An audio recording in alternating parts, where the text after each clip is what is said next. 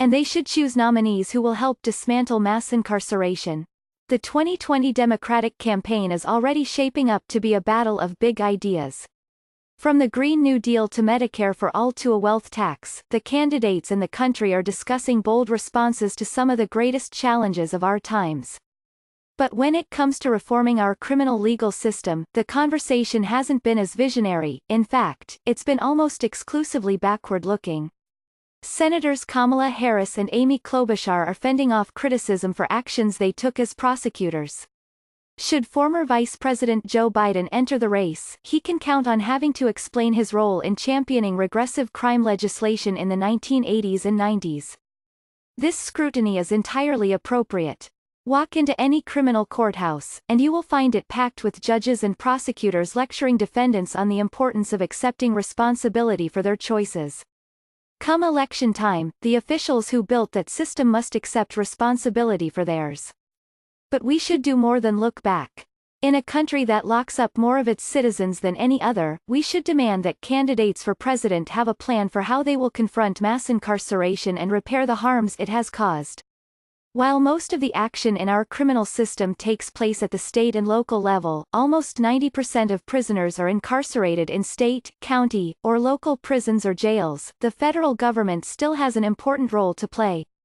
As Rachel Barko, a law professor at NYU, argues in her important new book, Prisoners of Politics, Breaking the Cycle of Mass Incarceration, judicial appointments are one of the most powerful ways that a president can influence criminal justice policy. Federal judges make rules that govern nearly every aspect of our system, from police at the beginning of the criminal process to sentencing and prison at the end. Over the past 50 years, those rules have facilitated mass incarceration.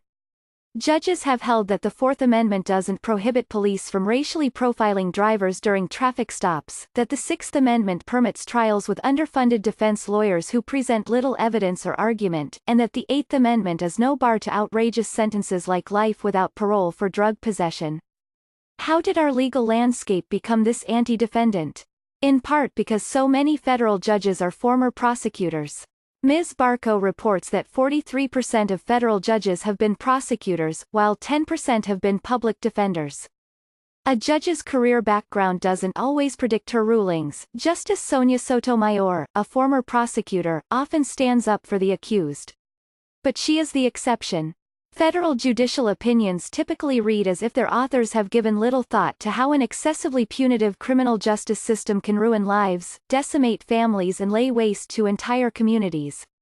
To upend this dynamic, Democratic presidential candidates must commit themselves to appointing federal judges who will work to challenge mass incarceration.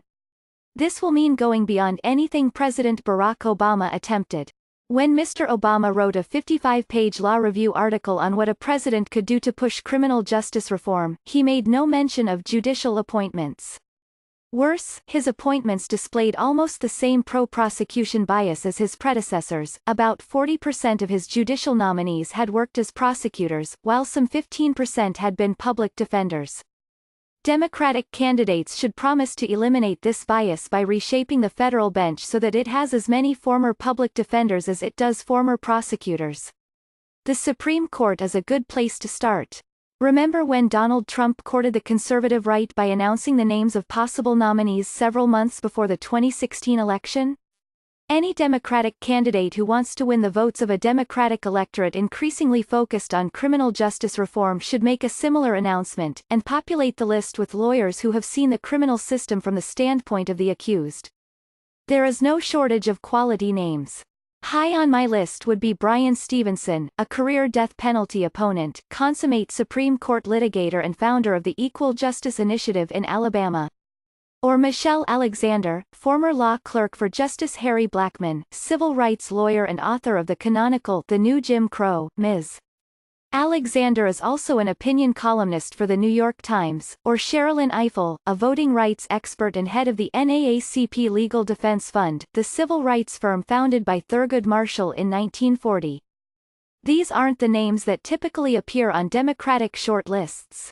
They aren't sitting judges, and unlike many who now serve on the federal bench, they've taken unpopular stands, sometimes at great risk.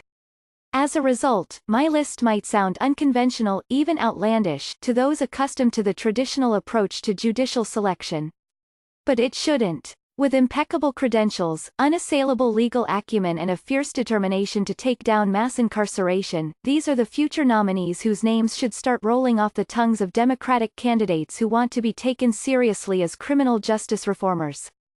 James Foreman Jr., at Jafermanch, a professor at Yale Law School, is the author of Locking Up Our Own, Crime and Punishment in Black America.